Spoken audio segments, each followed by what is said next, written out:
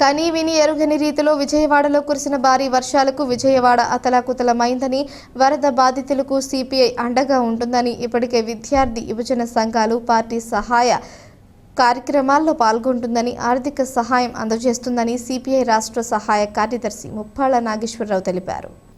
స్థానిక సిపిఐ రాష్ట్ర కార్యాలయంలో వరద బాధితులకు సహాయార్థం తూర్పుగోదావరి జిల్లా నుంచి 2 లక్షలు విలువ చేసే 5 కేజీల బియ్యం, 2 కేజీల ఉల్లిపాయలు, కేజీన్నర బంగాళదుంపల చొప్పున 500 ప్యాకెట్లు సిపిఐ జిల్లా సమితి రాష్ట్ర సమితికి అందజేయడం జరిగింది. ముప్పాళ్ల నాగేశ్వరరావు మాట్లాడుతూ, ఎప్పుడు తుఫాను తదితర ప్రమాదాలు జరిగినప్పుడు విజయవాడ అండగా ఉంటుందని, కానీ అటువంటి విజయవాడకి విపత్కర కష్టం ఏర్పడిందని, ఈ సమయంలో అందరూ తుఫాను బాధితులకు సహాయం అందించాలని, కష్టాల్లో ఉన్నవారికి సిపిఐ బాసటగా నిలుస్తుందన్నారు. సిపిఐ జాతీయ కార్యవర్గ సభ్యురాలు అక్కినేని వనజ మాట్లాడుతూ, ఎటువంటి విపత్కర పరిస్థితులు ఏర్పడినా సిపిఐ తూర్పుగోదావరి జిల్లా రాజమండ్రి జట్టు సంఘం అండగా ఉంటుందన్నారు. సిపిఐ జిల్లా కార్యదర్శి తాటిపాక మధు, కొండ్రపు రాంబాబు, వి కొండలరావు తదితరులు పాల్గొన్నారు.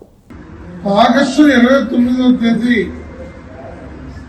ప్రారంభమైనటువంటి భారీ వర్షాలు, తుఫాను ప్రభావంతో విజయవాడకి చరిత్రలో కలిగిని ఎరుగని నష్టాన్ని కలిగించింది.